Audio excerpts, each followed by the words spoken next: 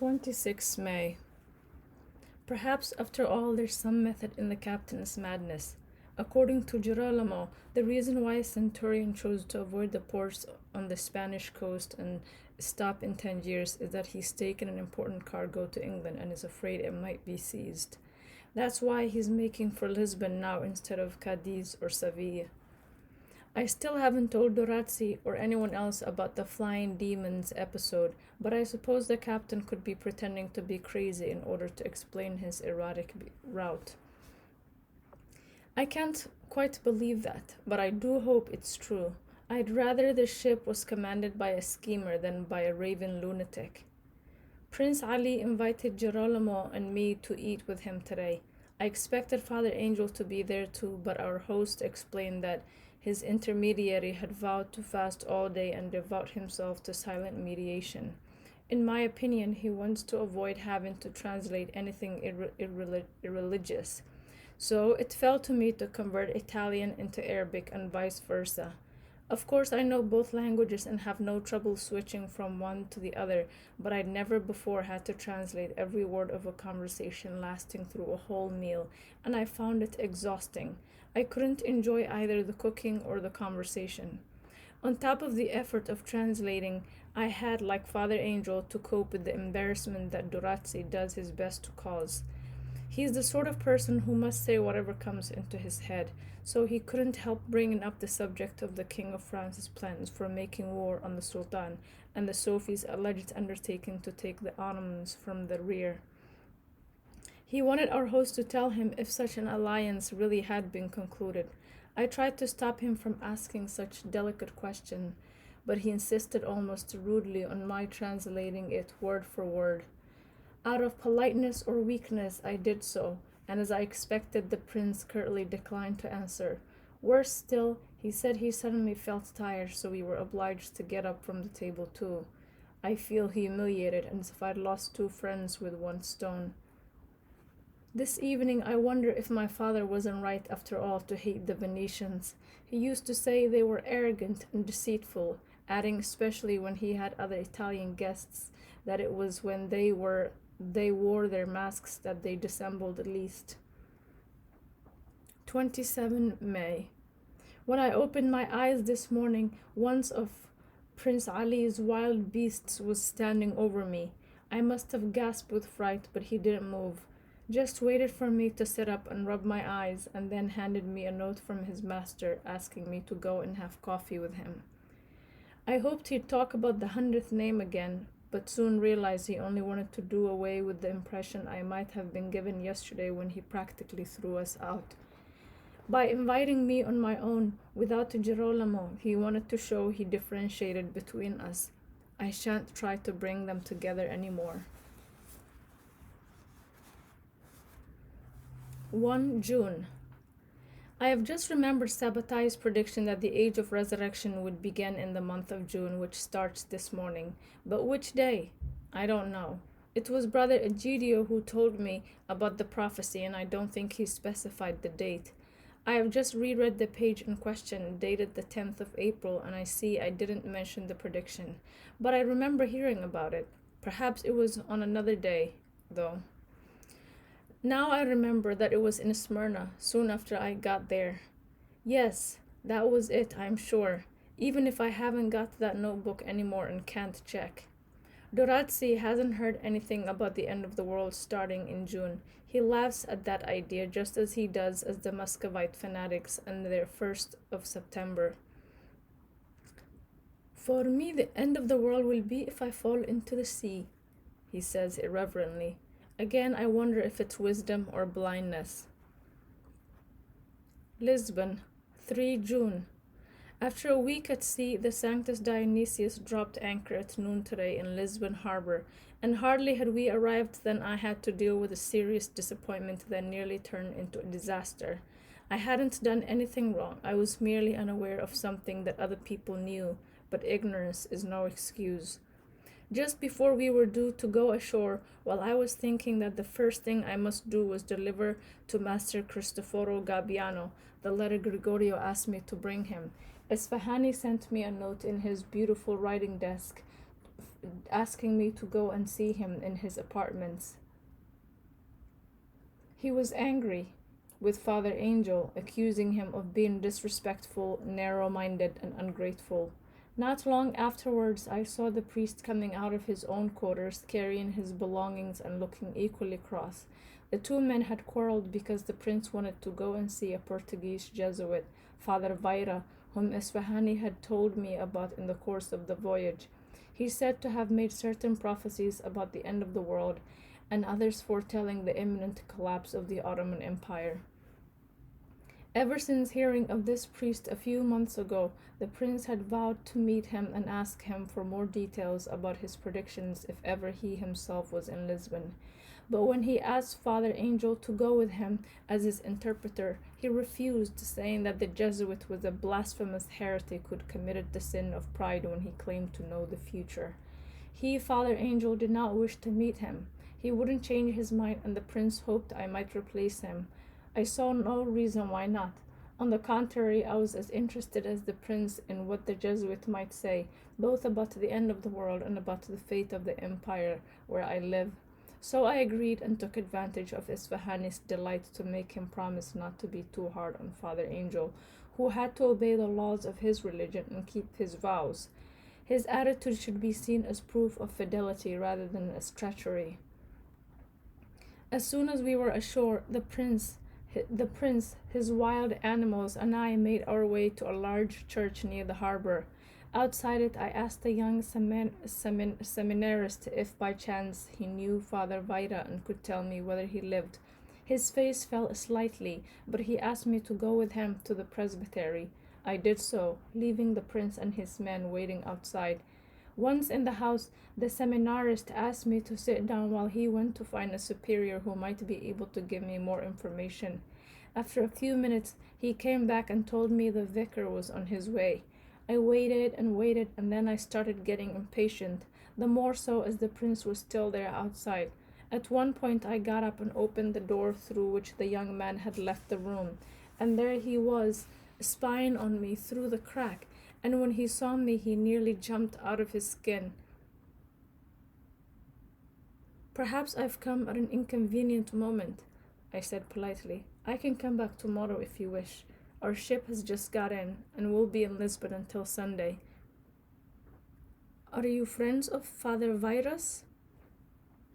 "No, we haven't met yet, but we've heard of his writings." "Have you read them?" "Not yet, unfortunately." "Do you know where he's living at the moment?" I was starting to get annoyed and to think I must be saddled with a simpleton. "If I knew that, I wouldn't have come and asked you." "He's en prison on the orders of the Holy Office." He started telling me why the Jesuit had been incarcerated by the Inquisition, but I said I was in a hurry and left as fast as I could, collecting the prince and his men and telling them to walk fast and not to look back. I couldn't say exactly what I was afraid of. I knew I'd done nothing wrong, but I still didn't want, on the very day I arrived here, to be hauled before some vicar or bishop or judge, or any other representative of authority, especially not the Holy Office. Back on board, I told Dorazzi what had happened to us, and he said he knew all along that Vieira had been tried by the Inquisition and had been in prison since last year. "You should have told me, and you wanted to meet him." "I'd have warned you. If you talked as freely to me as I do to you, you'd have spared yourself the disappointment." No doubt he's right, but I probably have let myself in for other troubles. Anyhow, to look on the brighter side of things for a moment, I found out this evening about where to eat in Lisbon so that after being unable to do so properly in Tangiers, I can invite my friends to dinner tomorrow evening. I've been told of a very good tavern where they cook fish dishes with spices from all corners of the globe. I had decided not to bring the Persian and the Venetian together again, but now the prince can tell the difference between Girolamo and me. I shouldn't take any notice of my own whims and fancies. There aren't so many of us on board who are capable of carrying on a gentlemanly conversation. At sea, 4 June 1666. This morning, early, I went to see Master Gabbiano. The visit should have been short, polite, and perfectly ordinary, but in fact, it has changed the whole course of my journey and that of my fellow travelers too. I located him without any difficulty. His offices are quite near the harbor. His father was Milanese and his mother Portuguese, and he has lived in Lisbon for 30 years. As well as running his own business, he represents the interests of a number of other merchants from various different countries. Gregorio had conveyed the impression that Gabbiano was his agent, almost his clerk, but perhaps I misunderstood him. The man himself seems like a prosperous ship owner, and his offices occupy the whole of a 40-story building and employ about 60 people. Despite the earliness of the hour, the heat was stifling, and Gabbiano was being fanned by a mulatto woman standing behind him. This apparently wasn't enough, for every so often he fanned himself with one of the sheets of paper he was reading. Although he was already trying to deal with 5 other visitors, all talking at once, he seemed impressed when he heard my and Mangiavaca's names. He took the letter immediately, broke the seal, and read it in silence, frowning. Then he called his secretary, whispered something in his ear, and apologized to me for having to spend a moment dealing with the other people. The secretary returned after a few minutes, bringing with him about 2,000 florins. I looked surprised. Gabbiano showed me the letter. Apart from the usual salutations, Gregorio just asked him to hand over the sum in question to me personally. I would pay him back in Genoa. What was my would-be father-in-law up to? Was he trying to force me to go and see him again on my way back from London? I expect so. Just like him. I tried to tell Gabbiano that I hesitated to carry so much money about with me, especially as I had no intention of passing through Genoa again, but he wouldn't listen. He owed Gregorio that amount, and since Gregorio was now asking for it back, he couldn't do otherwise than send it. Anyhow, it was entirely up to me whether I went back to Genoa or had the money conveyed to Gregorio by some other means. But I haven't got a safe place to keep it on the ship. He remained perfectly polite, but his smile betrayed a certain impatience as he indicated his petitioners, now growing rather insistent. He couldn't take on my problems as well as his own. I stowed the heavy purse away in my canvas bag and stood up. As I did so, I said, as if to myself in a voice at once worried and resigned, "To think I'll have to try to get it safely all the way to London." This last shaft, shot blindly, found its mark. "London, did you say?" he cried. "You mustn't dream of such a thing. I've just heard on the best possible authority that several ships bound for England have been stopped by the Dutch, and there is a big naval battle taking place on your route. It would be sheer madness to sail now." "The captain intends to leave the day after tomorrow, Sunday." "That's much too soon. Tell him from me he shouldn't go. He'd be putting his ship in danger. Better still, tell him to come and see me this afternoon without fail, and I'll explain the situation to him. Who is he?" "I think his name is Centurion, Captain Centurion." Gabbiano pursed his lips to show he didn't know him. I almost took him aside to tell him about the captain's strange behavior, but decided against it. The other people were glaring at me and getting restive. It was too delicate a matter to explain in a hurry. And anyhow, if Gabbiano spoke to a centurion face to face, he'd see the situation for himself. So I hastened back to the ship and went straight to the captain's quarters. He was alone and deep in thought, or in silent conversation with his demons. After politely asking me to sit down, he looked up and said ponderously, "Well, what's the matter?" But when he heard that Gabbiano wanted to tell him about the alleged dangers of trying to sail to London, he started to listen intently. Then he looked at me wide-eyed, stood up, and patted me on the shoulder. He'd just leave me a moment and give some orders, then would go and talk to Master Gabbiano together. As I was waiting, the captain returned for a moment, saying he was arranging for us to leave. I took him to mean for Gabbiano's house, but either I misunderstood or else he was deliberately misleading me, for he was soon back again to tell me, without any ambiguity this time, that he'd just ordered his men to hoist sail and cast off in order to leave Lisbon as fast as possible. We're heading out to sea already, he announced. I bounded up in amazement. He told me to sit down while he explained. Didn't you notice anything at that person's house? I noticed lots of things, but I couldn't tell which he meant, nor why he referred to Gabbiano as that person. That Gabbiano's? He prompted. Then I understood and was appalled. If, as I knew from experience, the madman in front of me went into a frenzy just when he saw a gull, what state was he likely to be in when he heard the name of the man asking him to postpone his voyage was the same in Italian as the bird's? I was lucky he regarded me as a friend, come to warn him of the plot, rather than a demon disguised as a Genoese traveler.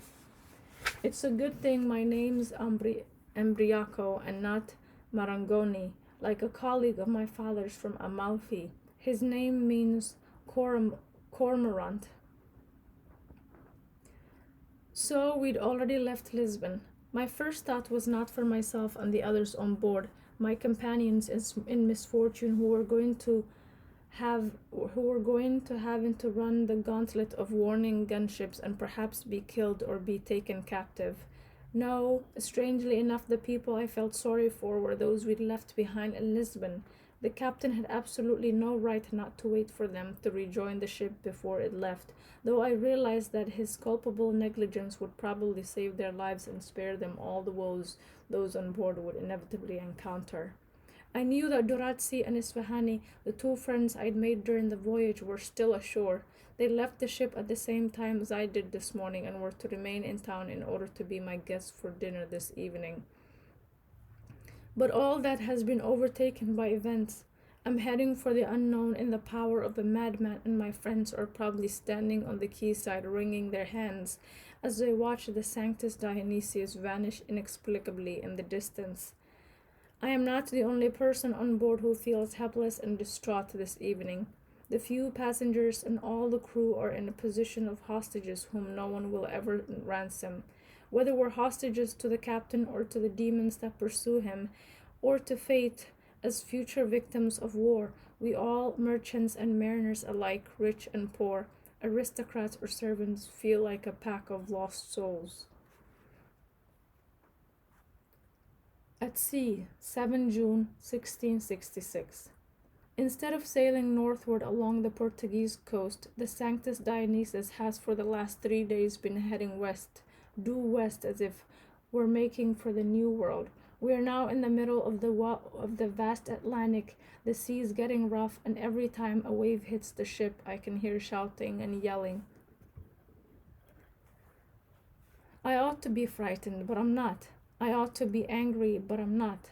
I ought to be rushing about in all directions and bombarding the crazy captain with questions, but I am sitting cross-legged in my room on a blanket folded in four, as mild as a flock of sheep, as mild as old people dying. At the moment I am not afraid of being shipwrecked or being taken captive. I just dread being seasick. 8th June. Now on the evening of the 4th day, the captain, perhaps thinking he's thrown his demons off the scent, has just changed direction and is steering north. I still can't shake off my queasiness and dizzy spells, so I keep to my cabin and don't write much. Maurizio brought me the same supper as the sailors. I couldn't touch it.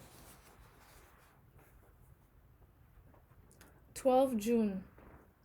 Today is the 9th day of our voyage to London, and the Sanctus Dionysius has stood still for 3 hours on the open sea, though I couldn't say what our position is or which is the nearest coast.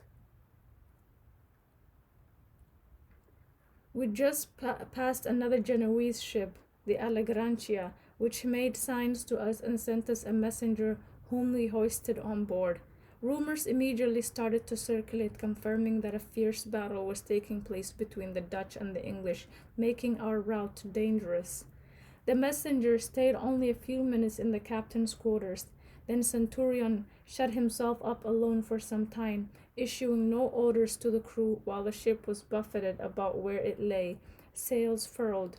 He was probably trying to make up his mind. Should he turn back, take shelter somewhere and wait for more news, or try to steer around the combat zone? According to Maurizio, when I asked him this evening, we're now still on much the same course as before, but slightly more to the northeast. I told him frankly that I thought it rash of the captain to take such risks, but again the young man pretended not to hear.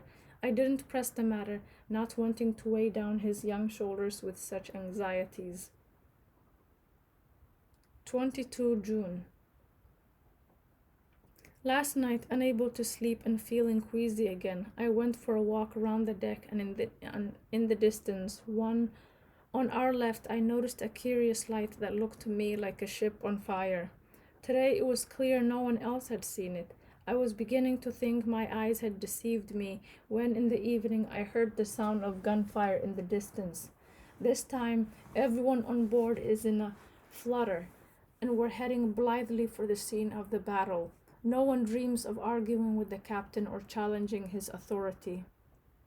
Am I the only one who knows he's out of his mind?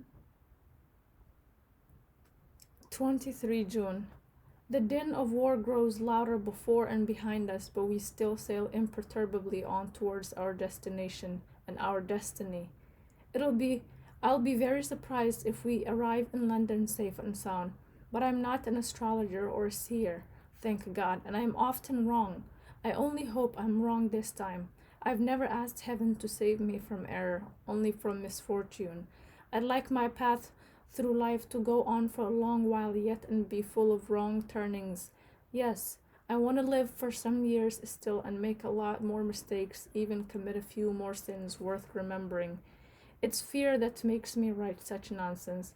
I shall now dry my ink, put my notebook away, and listen calmly like a man to the sounds of war nearby. Saturday, 26 June 1666.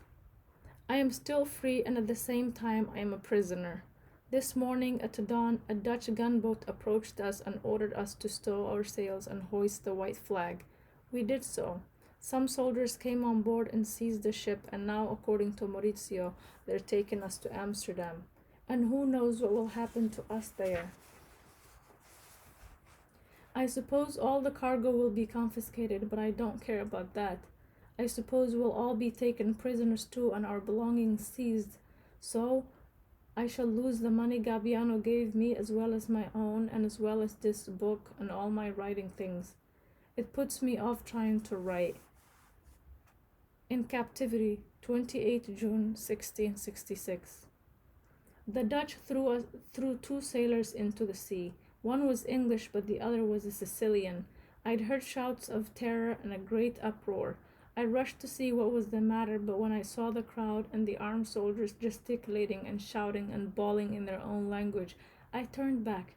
It was Maurizio who told me what had happened. A bit later, he was shaking in every limb, and I tried to comfort him, though I am far from easy in my mind. Up till now, everything had gone fairly calm. We were all resigned to being diverted to Amsterdam. We were sure the captain couldn't have got away with his weird behavior forever. But today's carnage has brought it home to us that we are prisoners, and likely to remain so indefinitely, and that the most reckless and the most unlucky among us may come to a sticky end. The English sailor was reckless and probably tipsy enough to tell the Dutch their navy would be defeated in the end, and the Sicilian was unlucky enough to be standing by and anxious to intercede on his comrade's behalf. In captivity, 29 June. I don't leave my room anymore, and I'm not the only one.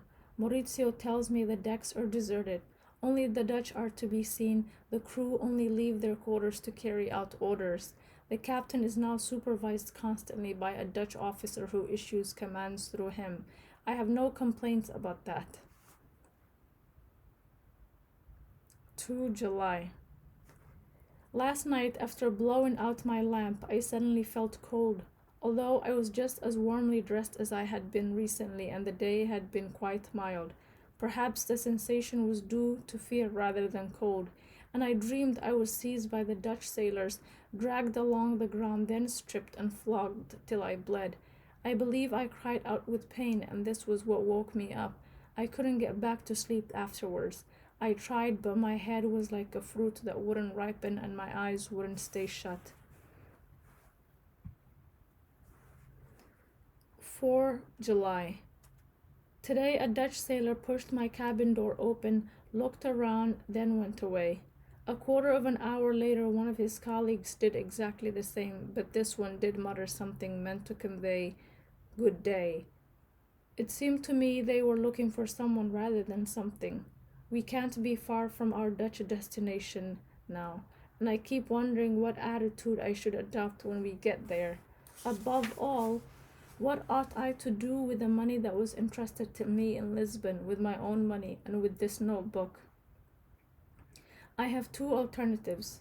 Either I assume I'm to be treated as a foreign trader with consideration and perhaps even permission to enter the United Provinces, in which case I ought to take all my treasure with me when I go ashore.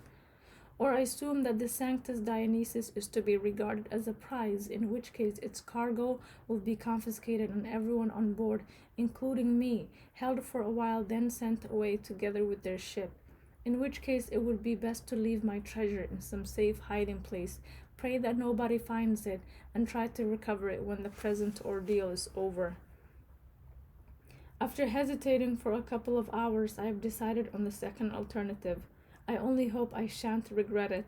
Now I am going to put my notebook and my writing things away in the same hiding place where Gregorio's money is already, behind a loose plank in the wall. I shall stow half the money I have left there too, though I ought to keep a reasonable amount on me. Otherwise they'll smell a rat and make me produce the lot. I am tempted to keep my notebook with me.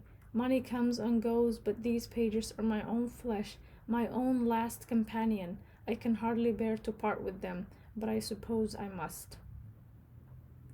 14 August 1666. I haven't written a line for more than 40 days. I've been ashore in confinement while my notebook was still in its hiding place on the ship, but now we're both safe, thank God, and reunited at last. I am too shaken up to write today.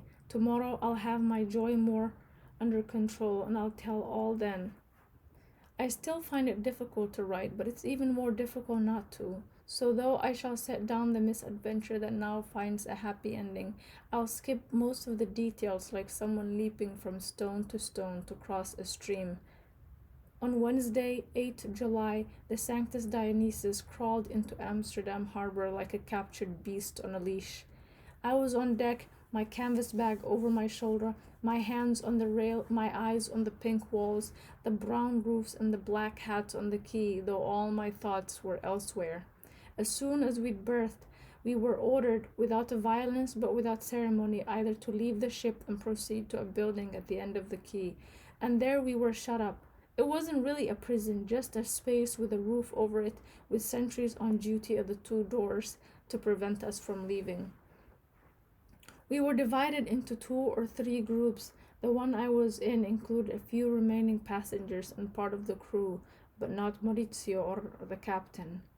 On the third day, a dignitary from the town came and inspected the premises. When he saw me, he said a few reassuring words, but he still wore a stern expression and he didn't make any definite promises. A week after that, the captain arrived with various other people I didn't know. He picked out by name the sturdiest of the sailors, clearly to unload the cargo from the ship. They were brought back to the shed at the end of the day and sent for again the next day and the day after that. One question was on the tip of my tongue. When they unloaded the cargo, had they searched the passengers' cabins too? I tried for some time to think of a way of asking that would satisfy my curiosity without arousing suspicion, but in the end I gave up. In the situation I was in, it was dangerous to be too impatient. How often in those long days of anxiety and inaction I thought of Maimoun, and of all he told me about Amsterdam, and of all I used to say about it myself. The far-away city had much become for us a kind of shared dream, a distant hope. We sometimes talked of going and living there together for a while, and it may even be that Maimoun is here now, as he planned. As for me, I regret ever having set foot in the place. I regret having come to the country of free men as a prisoner and having spent so many days and nights in Amsterdam without seeing anything but the wrong side of its walls. 2 weeks went by before they let us back on the Sanctus Dionysius, but we weren't allowed to set sail. We might be aboard our ship, but we were still not free, and there were soldiers on patrol all the time.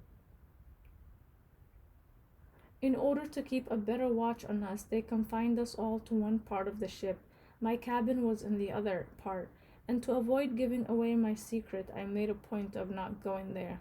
Even when the ship was underway at last, I still waited a while before going back to my former quarters. A squad of Dutchmen stayed on board until we left the Zuider Zee behind and emerged into the North Sea. Not until today was I able to check that my treasure was still intact in its hiding place. I've left it there, taking only my notebook and writing materials. 15 August. All the sailors on board are getting tipsy, and I myself have drunk a little. Strangely enough, I didn't get seasick this time after we'd left the harbor, and in spite of all my potations, I can walk about the deck quite steadily. Maurizio, who's just as drunk as his elders, told me that when our ship was seized, the captain said that only a third of our cargo was bound for London, and the other two-thirds were going to a merchant in Amsterdam. Once ashore, he sent for this man, whom he knew very well, but as the friend was out of town, he had to wait for his return. Then things moved fast. The merchant sized up the situation, saw his advantage, confirmed what Centurion had said, and took delivery of the goods. The Dutch authorities confiscated the other third of the cargo, then released the ship and the people on it. Well, our captain seems sharp enough, though I still maintain he's crazy, unless he's two different people alternately. 17 August. According to Maurizio, our captain has fooled the Dutch again. He made them think he was going back to Genoa, whereas in fact he's heading straight for London. 19 August. We're sailing up the Thames estuary, and I haven't any companions left on board. I mean anyone with whom I can have a proper conversation. Given that there's nothing else to do, I should get down to some writing, but my mind's a blank and my hand is reluctant. London. I never dreamed I'd see it, yet I'll soon be there.